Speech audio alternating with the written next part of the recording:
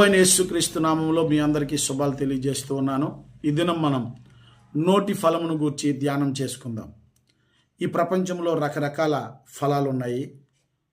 గర్భఫలము, భూఫలము, వృక్షఫలము, జలఫలము, జిహ్వ ఫలము, నీతి ఫలము, నోటి ఫలము, ఇలాగా రకరకాల ఫలాలు ఉన్నాయి.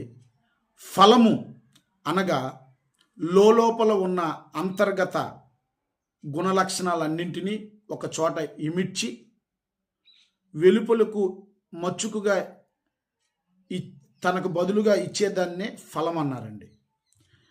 ఇప్పుడు ఒక వృక్షం ఉందనుకోండి, మామిడి చెట్టు.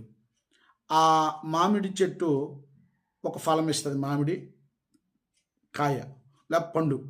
ఆ పండులో మామిడి టెంక ఉంటుందండి. ఈ మామిడి చెట్టు